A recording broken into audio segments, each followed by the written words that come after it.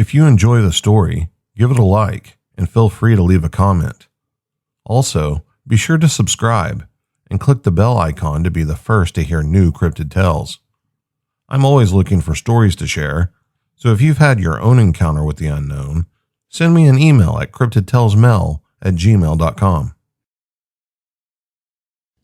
About 1958, the family began a small poultry farming operation in northwest Alabama. The single chicken house is behind their present home, although for about 12 years they lived about 3/4 of a mile from the chicken house in which they raised chickens. There is a small fenced pasture behind the chicken house that has a small tree-lined branch passing through it. That branch discharges into the large creek about a mile from the house. The extended family has other parcels of adjoining land.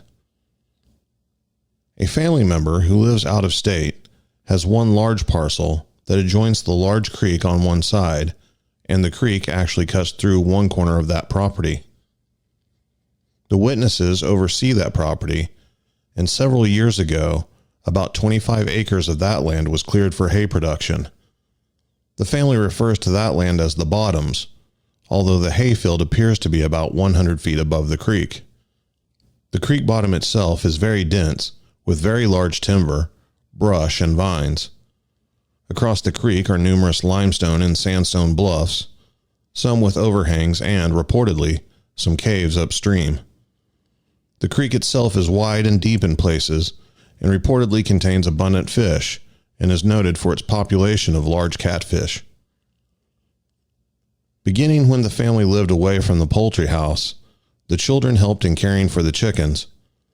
Before they moved to the present house, which is on the same property as the chicken house, the children initially were allowed to walk alone to the chicken house to do their chores.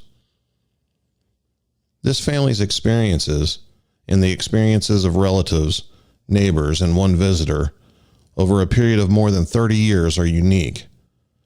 Based on their statements, vivid face-to-face descriptions, and on the numerous clearly detailed photographs of tracks made on the property, there are compelling reasons to believe that these people are credible, and their accounts of somewhat routine encounters with these mystery primates are factual.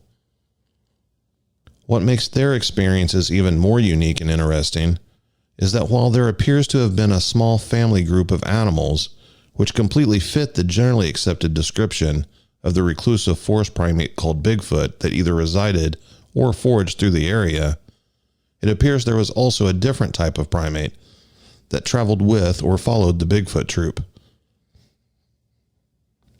According to the witnesses, that different primate was larger than a human, had black hair, walked on 2 feet, and had arms that appeared to be somewhat short and or deformed. The animal's head appeared to have been injured or deformed as its eyes were unevenly spaced vertically, and there was a scar across its nose and part of the face. There was some exposed skin on the face, and it was a dirty gray color.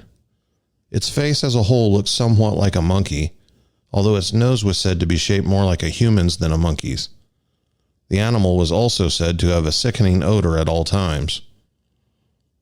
Some of the numerous tracks seen, photographed and cast by the witnesses indicate there were small, immature animals of both types in the group, or at least following the same pathways. It should be clearly noted that at no time were the immature animals indicated by the tracks actually seen by the family, although one smaller animal was seen by a neighbor. The entire history of the family's association with these animals is more suitable for a book than a report, like those that are normally posted. The family is considering writing such a book, and the writer has encouraged them to do so. One family member, the oldest daughter, agreed to write a brief account of her own experiences with the animals to be included in this report. That account was received on November 18th, 2006, and it is recorded verbatim below, except for the deletion of names of individuals and specific locations. Sorry this took so long. My boys play sports. We coach and do books for the school. I'll try to start from the beginning, around 1969. We were picking peas with my grandmother. My sister needed to use the bathroom. We were not close to the house, so she went to the cornfield, which was next to the pea patch. What happened next was the start of our childhood fears. My sister came back from the cornfield with her pants around her ankles, saying something big and black was in there. The rest of us did not see this. We went and looked, but it was well gone or hiding very well. From this time on, we started to notice a bad smell when it was around. We also could hear it whistle. One time, when it came up to the house, it let out a very low, very loud roar. Not sure how to tell you the sound it made. Kind of like a bear sound. I never did see this thing face to face, only the back. I just know it was tall and black. My sisters saw this thing many times face to face, along with my brother. It seemed to always know when we were outside alone. We have a lot of woods around here. My family owns over 200 acres here, with a log company owning the timber of at least 300 to 400 acres around us. So you see, it has a lot of woods to call home. My parents raised chickens when we were small. This was a place it was seen a lot. My sister had one of them try and reach out for her. She pulled back and it scratched her arm and ripped her shirt arm off. My sister had it try and talk to her at one time. It tried many times to get her to understand them. Them, I mean by at least one black and one reddish in color. My dad took us to the zoo to see if we could find anything there that looked like what we had seen. Every cage we went up to, he would say, "Did it look like this?" Every time they would say no. The one my family saw when we were young is not the same one my son saw about 2 years ago. The reason I know this is my sister would say it had one eye up higher than the other, with not so long arms. My son said it was 8 to 10 feet tall, with long arms, not as much hair on the face, but thick, oily hair on its body. Everyone always talks about the bad smell. If you want to know more about it, you will have to talk to my brothers, sisters, or my son. This thing has not only been seen in our woods, it has come up to our chicken house and our home. At times, it came right up to my sister's window, face to face. You have to be over 6 foot tall for this to be possible. This happens at night, not real late, somewhere around 9 to 11 maybe. I felt many times when we went to the woods something was watching us. Trust your feelings. If you think you need to run, do it. We learned fast to scream and run. Little did we know how fast this thing can run. My dad tried many times to get there fast enough to see it face to face, but it never happened. One time he tracked it for a long way and never did see it. Editor's note, the father did see the animal, but not face to face. We thought at one time, when we got older, that it was not around anymore, but about 5 years ago, here it comes again. This time my child was seeing it. He was around 12 or 13 the first time he saw it, and hearing it along with the smell. At first he said, "Mom, I think something was in the woods with us." He was talking about him and his friend. "I smelled something that was bad." Well, I knew right away. He came to fear being in the woods as we did as children. It seems to pick out people it wants to be around, children. Back in the early 70s, it seemed the whole world was coming with guns and dogs to track the things down. When we first started telling people they came. Night and day they came, young and old, to hunt for it. Even the cops came. The local paper even did a story about this. Me and my family will help you any way to find out what this is. We are just happy someone really believes us finally. Although family members have tried to establish the dates as closely as possible, some of the dates in this report are approximate, and the sequences of events may not be in chronological order. The large black animal was the most often seen because it appeared to try to play, communicate, or otherwise interact with the children when they were outside during the daytime. It also came to the window of the room in which 3 of the girls slept. This animal was quickly given the name the Black Thing, simply because of its color and the fact none of the family could identify it, The family tried to obtain outside assistance in identifying these animals and evaluating the possible danger to the family from having them on the property. According to family members, a local newspaper wrote an article about the situation. The county sheriff's office sent deputies to look into the matter, which was reportedly a very superficial look. At least 3 Bigfoot investigators came to the scene, and eventually, after the affair became public knowledge in the area, the place was overrun with curious people and hunters. The Bigfoot investigators reportedly took all of the plaster of Paris castings made by the family for examination and for safe return, but the owner reported he never saw the casts again. Because the animal was only seen by the children the first few times, the parents were not sure that what they had seen was not a bear or some other native animal. After the animal reportedly approached the children at play a few times, it grabbed the shirt sleeve of one of the girls on one occasion and tore the sleeve and scratched the girl when she pulled away from it. Although the family did not believe the animal ever tried to hurt the children, but simply wanted to play with them, the father began carrying a high-powered rifle with him when he and the children were outside after the animal touched the child. A few days later, the father saw the animal for the first time while the children were cleaning the chickens' water containers. They were loudly laughing and having fun with their tasks. At the time, the father was working on a well pump about 75 yards away. The black thing appeared and began approaching the children, with its arm extended while it was jabbering constantly. The kids began to scream and run toward their father. When he heard the children screaming, he grabbed his rifle and started towards them. From his position, he only saw the animal's head at first, and then he saw the animal cross the fence into the pasture. He yelled and gave chase. The man jumped the fence and started running to attempt to get a clear shot at the animal, but he stated the animal was running at such an unbelievable speed that it disappeared into the thickets along the small branch before he could get a bead on it. Later, the father saw a large hirsute bipedal animal while he was doing bush hogging on the hayfields. The first time, the animal was standing just inside the field on the opposite side. As the man circled the field on the tractor, the animal would step out of sight into the woods when the man and machine came within about 100 yards of it. He said the animal was a different colored creature than the black one.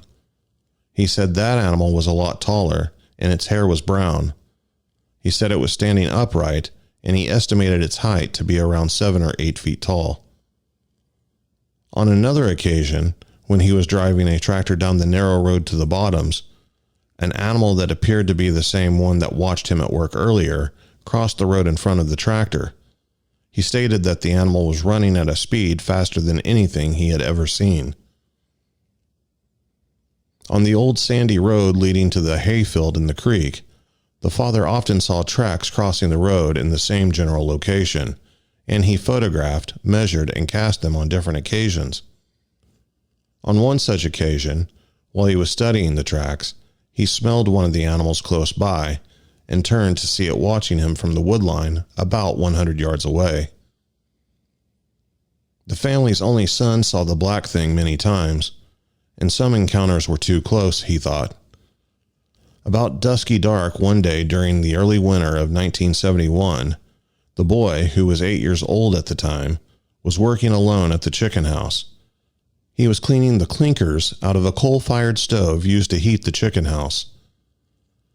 He was using a large metal poker to break up the clinkers and had the poker in his hand when he went outside to get a bucket of coal. Outside, he smelled a strong odor of rotten meat mixed with sulfur. He looked around and heard a low growling moan. Then he saw the black thing standing behind the coal pile. At that time, the animal was only 5 or 6 feet from him. He yelled at the animal and drew the poker back as if to strike it, and the animal darted around the corner of the chicken house and out of sight. Sometime later, the chickens were removed from the chicken house, and the boy and 2 of his sisters were playing outside the chicken house when the black thing came around the corner of the building with its arms outstretched. The animal was jabbering constantly and acted as if it wanted to play with the children, The kids fled from the animal and it apparently left. On another occasion, the mother and some of the children were picking corn and loading it up in the pickup truck. As the mother drove slowly along the corn rows, the children were picking and throwing the corn into the truck. Again, the kids were talking and laughing loudly. The black thing suddenly appeared in the corn rows near the truck. The children screamed and ran to the truck and jumped into the bed. Once on the truck, they yelled for the mother to drive off, but she said she wanted to see the thing and stepped out of the truck for a few seconds. Because the kids were terrified and screaming, she got back in and drove to the house without seeing the animal. The mother stated she had only seen the animal once, and it was running away from her at the time. Her sighting occurred when the animal approached the children at play. She was not sure when she had seen it, because the animal approached the children at play several times. She said that on most of those occasions, the children simply ran to the house and the animal left. Some of the children stated that they had smelled the black thing many times, when they could not see it. These incidents usually took place when the kids were playing in the woods, or when the children were in the cornfield for any reason. One of the younger daughters was both terrified and intrigued by the black thing. When the animal approached her and the other children at work or at play, she would freeze while the others ran away.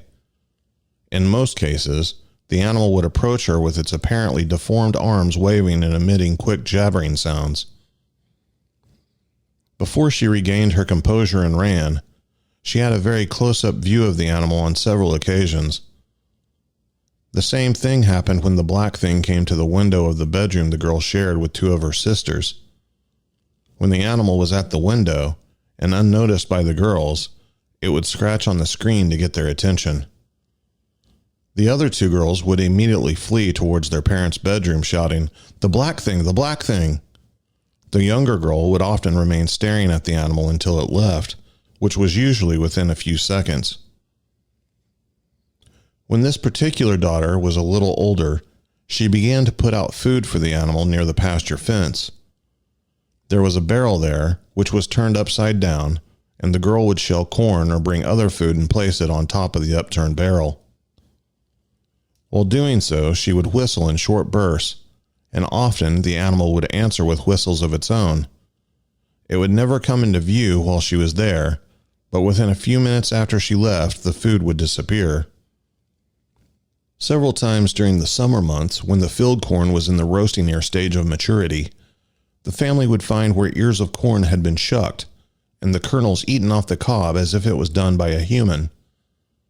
At times, there would be impressions left in the ground to show where one of the animals had rested as it fed on the corn. An older woman, now deceased, who lived nearby told her family that she had seen one of the animals in one of the nearby corn patches during this time of year. The family's encounters with the animals continued until the children grew up and quit playing outside as often as they had before. The family believed the animals left the area about that time. The oldest daughter, who lives near the parents' property, has a son who is now 17. At about the time the boy was 11 or 12 years old, he and a friend were walking in the woods behind his home and stopped beside a small pond. From the other side of the pond, they heard a loud, deep whistling sound and they stopped. Shortly thereafter, from the same area, they smelled a rank odor and heard a really deep growling sound. They both turned and ran to the boy's home. When they told the boy's mother what had happened, she told them the black thing had probably returned. When the boy was 13 or 14 years old, he and a friend were hunting deer in the area. They had placed 2 lawn chairs on a flat rock outcrop alongside the top of a hollow. From the chairs, they were able to see into the hollow and see the side of the ridge across the hollow. While sitting there, they noticed a huge, dark brown, hair-covered animal walking on 2 feet on the hillside across the hollow. They said the animal was walking parallel to the hollow and taking long strides with its long arms swinging in long arcs.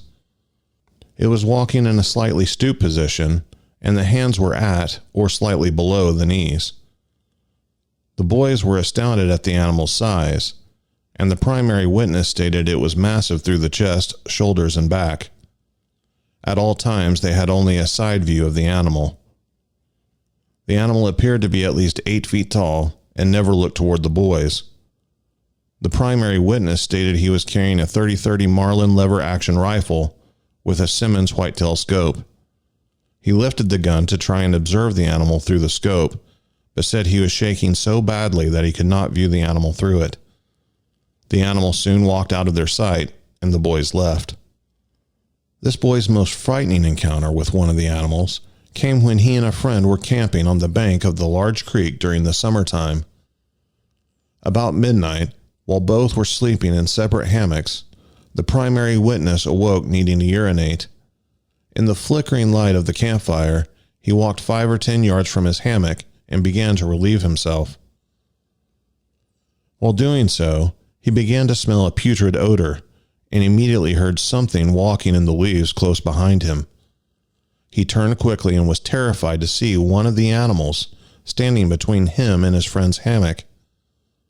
From the light of the campfire, which was to his left, he could see the animal was very dark-colored and that its hair was oily-looking in the firelight.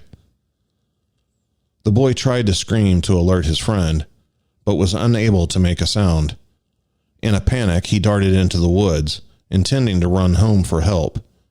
In the darkness, barefoot, without a shirt or light, he became lost, but continued to run until he was exhausted. He fell over a log and remained on the ground beside it to rest and catch his breath. He could hear something moving in the brush around him, but he remained behind the log for several minutes, hoping the animal making the sounds would go away.